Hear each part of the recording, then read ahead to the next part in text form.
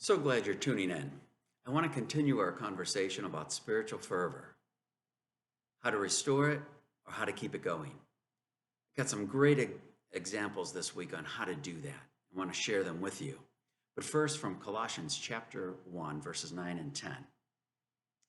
We continually ask God to fill you with the knowledge of his will through all wisdom and understanding that the Spirit gives, so that you may live a life worthy of the Lord and please him in every way, bearing fruit in every good work, growing in the knowledge of God. Spiritual fervor is connected to the knowledge of God. There are 3 points I want to make, and they're all connected to the word interaction. 3 significant interactions for us to have spiritual fervor. One is interaction with God. God speaking to us about who he is, his character, his actions, his purposes.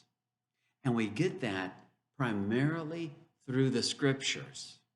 We want to read. People were telling me they read the Bible. One person says they mark out their readings for the year and then highlight them as they do the reading. Someone else wrote in and said they're memorizing, studying, thinking about the scriptures.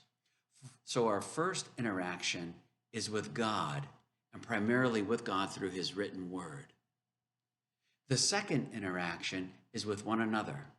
Did you notice that it's the Apostle Paul who's writing to other Christians and encouraging them and building them up in the faith? And we can do this with one another.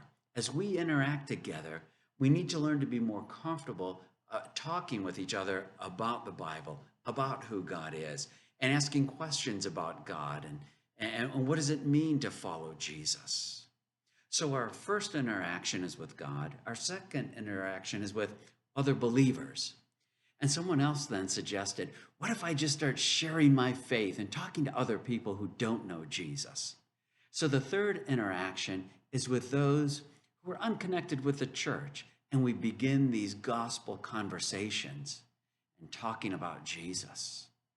I bet you something good would happen inside of us. Something would happen with our spiritual passion. If it were on a thermometer, I believe if we did these 3 interactions, the temperature would continue to rise. So may you have interaction with God, interaction with one another, and interactions with those who don't know Jesus. Hey, the Lord bless you. Chains break, doors open. See you Sunday.